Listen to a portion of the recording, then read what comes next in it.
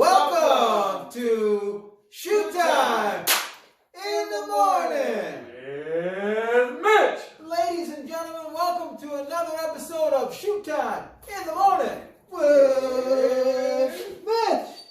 We are in the temporary kitchen, still talking about life on a mission to put health in your wealth of knowledge. Here's the story. This is the temporary kitchen.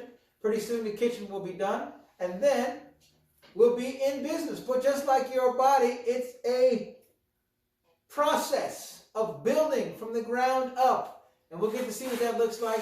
But for the last however long, you make do with what you got. And you work from step one. You can see the fridge in the corner over there. And that's where you go one step at a time. Now, we've been learning about body composition. Body composition, the fat to lean tissue ratio. Lean tissue includes your organs and your muscles, and of course your hair and things like that too. The biggest takeaway from all of that is do not become obsessed or focused on weight. Your body is made up of many things, and they all have weight. So it is possible to lose weight and lose the wrong type of weight. It's possible, more than likely probable, to gain weight and gain the right type of weight, especially if you're working hard and eating right. Now, fat we want to get rid of, and muscle we want to increase. And that is a key part of fitness for your health. We're going to move on to the second area of fitness right now, and that is cardiovascular fitness. Cardiovascular fitness, talking about the heart and the vascular system, which is your blood circulating throughout your body, and it also includes your lungs, because guess what? When you breathe in, the oxygen goes in your nose or your mouth, through your windpipe, into your lungs. Then it's got to go somewhere. It doesn't just hang out there. It goes out through your bronchial tubes and then into your smaller blood vessels, which takes it into the heart. And then the heart goes doom, doom. And every time it beats, it's like a pump. Doom, doom. It pushes the blood throughout your body all the way to the extremities. And then once the oxygen is utilized by the particular destination of said blood, it could be to any bit of your muscles, any bit of your cells. It can be to your stomach, to your brain. Oxygen and blood goes everywhere in your body. But once it's used, it goes from the arteries into the veins and back to your heart to receive some more oxygen. And then the process just repeats itself over and over again. As long as your heart is beating, your blood is moving. If your blood stops moving, this is a serious medical emergency, and you should be on the way like Mario Andretti to the hospital, hopefully with somebody else driving, hopefully an ambulance, because that's a problem. All right. It's a heart attack. It's a heart attack. Cardiac arrest. What is arrest? Means that you're stopped, all right? The cardiac muscle is your heart, and if your heart stops beating, you got major problems. So we can prevent this by preventing heart disease, and we can also prevent this by making sure our nutrition is proper, and we can prevent this by doing the fitness routines and exercises that we learn here, but also what you like to do in your own life. The key is, I'll say it again, you'll probably hear me say it 50 more times before the year ends. The goal is to eat healthy, to exercise, to sleep, to drink enough water. But the key takeaway from all of that is do all of those things. Find something, whatever it may be, that suits your liking, your personality, and lets you enjoy yourself while moving. Mr. Shoemaker, as a kid, you've heard me tell the story, I'll tell it again. My good friend, Terry, one of my really good friends at Bret Hart, where you guys are, had a twin sister, Kelly, And she was a gymnast. And she had a trampoline in the backyard. We used to go and jump on that trampoline, not a small one, the big, huge trampoline, do backflips, try to steal each other's jumps, push each other, play around, have fun, hours on end. When that stopped, we went inside, got a sandwich or had some food, and then went back out to the trampoline for a couple more hours. Then we went swimming, and then we went bike riding, and we did all this stuff. And we were just having fun. We didn't know it was exercise. We were just having fun. And then we grew up. I started driving, so I stopped biking. I started playing other sports, but I stopped playing sports, started working. So I stopped doing all that kind of stuff, just kind of didn't do it. And then, later on down the line, said, there's this place called House of Air. We should go try some trampoline going. And all that stuff I thought was just fun. I learned very quickly that it was exercise. Because you can't jump up and down on a trampoline for 15 minutes and not be in good shape and not get winded. Because you're jumping every time. It's almost like jumping rope. It takes a lot out of you. If you haven't biked for a long time, guess what? It takes a lot out of you just to bike up and down the road. If you stay in shape like you guys are now, or even in the shape you're in, all right? If you keep that, that's a good start. You can be in a little better shape. Everyone can get in better shape, but if you can keep something that you're doing now as a form of exercise, whether that's walking, whether that's hiking, whether that's swimming, whether that's biking, whether that's golfing, whether that's weightlifting, whether that's jump roping, whether that's just going for a simple movement of walking with your dog for 20, 30 minutes a day. These are all movements that are key. Fellas, do you have any opinions or any ideas on things that you used to do as a kid that were easy peasy, and if you tried to do them now, forget about it? I played sports till it got dark. Every day of the week. Every day of the week I played sports till it got dark. And depending upon whatever it was, from the moment school was over, there were no cell phones back then. There were no laptops back then. If you wanted to have fun, you went outside and you played sports or you hung out with your friends, but you were outside moving. That was our life as kids. Well, as you said, Mr. Shoemaker, you said you would do trampoline for a couple hours, eat a sandwich, come back out and do trampoline, go do other sports, bike riding, and here's the key. Remember what he said, guys? He didn't even think about the fact that he was working out. That's how we grew up. There was no Fortnite, no video games, none of that stuff. Minecraft. No Minecraft. We were outside, like Mr. Mitchell said, till it was dark. And then we'd go back in and beg our parents, could we just stay on our street? Even after it was dark, we'd play kick the can. With flashlights. Yeah, baby. Oh, yeah. So here's the thing. Right now, we are going to learn about our heart system just a little bit. And then in the next video, we're going to learn why it's important to have a healthy heart and how to work that and keep building. All right? We know that our cardiovascular system includes our lungs. It includes our heart. It includes our veins and our arteries. And the purpose of our vascular system is to deliver oxygen to our body. All right? When you're working hard, you best believe that your muscles require oxygen to work. Now, when you're thinking to get oxygen to the brain, all right, oxygen is the fuel for the brain. The blood is just a transference of oxygen. Same thing is true with if you are eating a big meal. The reason why, has this ever happened to you guys? Has this ever happened to you guys? The reason why after, say, Thanksgiving or the Super Bowl or any time where you eat just a big, huge meal and then you sit down and then you start to fall asleep, is because all the blood is starting to go to your stomach to digest that food. And then it starts to slow down a little bit here because, well, we got all this food in there, boom, and then you just,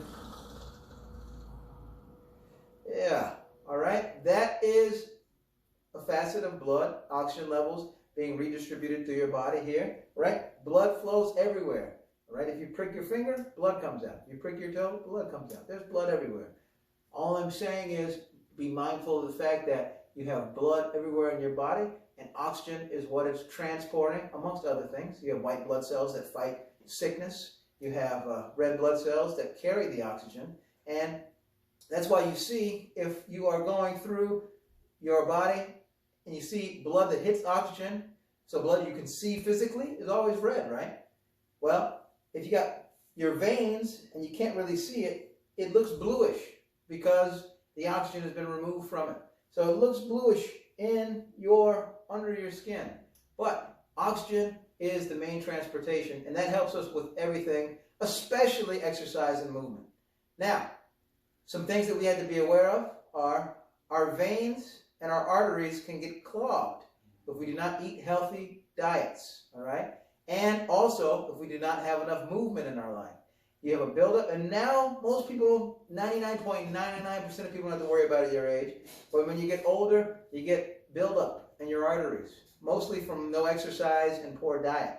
And then you have, say, a artery that was that big, and it might still be that big, but you might have only the passage the size of a straw in comparison for the blood to go through. So that creates not only poor blood flow, but a backup. And if you have a backup, that creates high blood pressure in your system. And picture it like a hose, right? If your blood vessel is like a hose, it's only supposed to handle a certain amount of pressure. But if it gets backed up and it starts to expand or contract and expand, it could rupture, which could lead to another very, very important medical emergency, all right? Matter of fact, that's what a stroke is when you have a rupture of a blood vessel. Aneurysm. Aneurysms too, and those are silent killers, folks. Those will take you out. There have been, and this look not to get morbid, but to keep you aware of medical things. When you're walking down the road one day, there's been people that have been just mind their business talking and then have fallen out. And what happened? What happened? What happened? And they've had an aneurysm. And it's not exceedingly common, but it's common enough to know that you need to be aware that it is a potentiality, particularly genetically. If you have members who have of your family before you that have been exposed to stroke or aneurysm, you need to be aware of that. High blood pressure. High blood pressure. All right, blood pressure is affected by salts. It's affected by cholesterol level, and it's affected by the amount of exercise you do to keep your heart healthy. So right now, learning cardiovascular, and in the next video, we're going to break down just what types of things help us improve as far as exercise our heart. So, I have a question for you guys. What's one thing in life that you get enthusiastic about doing, you really like doing, but you know you're not real good at it? So one thing in life that you really get juiced up about doing, you get enthusiastic, it's fun for you, but you're not really good at doing it. Mr. Mitchell? Well, for me, growing up, it was playing the guitar. I always wanted to be a good guitar player, you know, like Jimi Hendrix or Jimmy Page or somebody, you know. Just I always wanted to be in a band. I always wanted to play guitar in a band, and I tried. Mr. Shoemaker? If you can name right now without Googling in my class what band Jimmy Page is, you get a bonus point. Ooh, very nice, very nice. So I tried to play the guitar for years, and I just never got good at it. I don't know if I didn't have the dexterity, my fingers were too small, I don't know. But for me, I always wanted to play the guitar. When's the last time you played? Has it been years? It's been years, since my 20s probably. All right, all right. Mr. Shoemaker, something you get pumped up about doing, but you know you're not real good at it. Well, that's a trick question for me, to be honest with you, because I don't know if I get pumped up doing it, but I do it a lot, and I just enjoy it. And it's more so because I enjoy the feeling of what it is. And to be honest with you, that's dancing, Mr. Mornhenwick. Mr. Mornhenwick is a heck of a dancer. He's a heck of a dancer. He's got time and rhythm, all that. Mr. Shoemaker, not that I'm a terrible dancer. I don't have 2 left feet. I got maybe 1.5. But I dance. Here's the deal. When I was at Bret Hart like you guys, and you may have heard me say this before, we used to have not only dances, but house parties and things like that. I always played the music. I was the DJ. It just worked out like that. I was always the DJ. And while I was DJing music, you know, I would be dancing and stuff. And then, of course, I'd get out and dance with a young lady from time to time. It's just fun. You know, music comes on, I'm moving around. But as far as putting a dance together and, like, having a string of moves and, you know, the Mornhenwick stuff, that's his line of work. For me, I enjoy doing it. Not the greatest dancer in the world, but I like to dance. Yes. Well, for me, it would be, and these two guys can affirm this, and I think they like affirming it. For me, it would be singing. Mr. Mitch always says, hey, bring it down a level. An octave. Yeah. Mr. Shoemaker's a little bit more nice. He'll just look at me and smirk. But you know, I do like singing. Not real good at it, never been good at it. But I do kind of get enthusiastic. So, you know, Mr. Shoemake loves music. Mr. Mitchell loves music too. We all love music. But Mr. Shoemake, Mr. Mitchell will be humming a song. Next thing I know, I'm humming that song the rest of the day until some other song comes on or they start humming some different song. So for me, it really would be singing. I'm not great at it, but I really do like doing it. I don't have a career in singing. Mr. Shoemake doesn't have a career in dancing. And Mr. Mitchell doesn't have a career in guitar playing. That's the point. We're enthusiastic about it, but we're not real competent in it. Sports Factor, what do you got this week? All right, we're doing cardio this week. And so one of the major ways that you can work your cardio is by running. And one of the greatest races for running is the marathon. So my question is, how long is the marathon? All right. How long is the marathon? My class, we just talked about it, so if you don't remember, you broke on my cardiovascular heart. Jolly geographer. All right. So, talking about the marathon, how long is the marathon? Well, geographically speaking, the marathon was actually an important event in what country's history? Where did the marathon originate from? Excellent. Hey guys, a couple weeks ago I was walking down the road. I've told you guys about this. I was walking down the road and I saw two hearts doing jump rope with a beet. You know, the vegetable beet. Now, probably most of you don't like beets. I don't. Do you guys like beets? Yeah. It's true. I was walking down the road. I saw two hearts doing jump rope with a beet. And you guys remember, Mr. Shoemake and Mr. Mitchell walked up to me and said, after they looked at the two hearts doing jump rope with the beat, they said, Mr. M, what's going on here? And I said, oh, I don't know, just two hearts skipping a beat. Oh, boy. Well, that was a little longer than my normal jokes, but it took some time to unfold. Quick principle, guys, before we let you go. Regarding being successful, enthusiasm is normally not enough. It takes competence. So, like me, I get enthusiastic about singing, but I'm not real competent in it. I can't do it well. Mr. Shoemake likes dancing, but he's not real competent in it. He doesn't do it great. Same with Mr. Mitchell with his guitar playing. Now, I like to say that I'm not going to embarrass. I would be embarrassed to dance with him, man. But yeah, go ahead. He can shake it. He can shake it. Well, Mr. Mitchell, why don't we give him a quick beat? Let's do it right here. That's the start of Shoemake. Yeah, see, look at that head nod. Right on beat, baby. All right. All right, so enthusiasm, and this is important, guys. Enthusiasm normally is not enough to have large success. So, you know, I can be real enthusiastic, seriously, about singing. I'm not going to quit my teaching job and go into a singing career because I'm not competent in it. Even if I had a coach, I don't think I'd be good enough to have a career in singing. I don't think I would. So, I don't either. see what I mean? He's a little bit less sensitive than Mr. Shoemake. Mr. Shoemake agrees, he just didn't say anything. You guys have heard my singing. It's not good. Let's be honest. But sounds like Curly from the Three Stooges. so enthusiasm is not enough. So my encouragement to you is as you get older and you look for a career, if you love doing something, and you're like me with singing, or Mr. Mitchell with the guitar, or Mr. Shoemake with dancing, you like doing it, you're not horrible at it, you're just not good enough to have a career, pick something else to make money, and make that a side issue. Make that a hobby. So, you know, you always want to make sure that you are competent in something. Like if I stand up and I say, you want to do a quick spin in a dance, do like this, lead with your head, everything spins, head to toe. Get all that weight around, and then spin, you pop it, and then you can go slide to the right, slide to the right. Keep it moving here, keep it moving here. Keep it. Woo! What is going on here? What are we doing here? Still building healthy relationships. Hey, what's the purpose of Bret Hart? HR squared. Honesty, respect, responsibility. Ladies and gentlemen, Mr. Mohammed is absolutely right.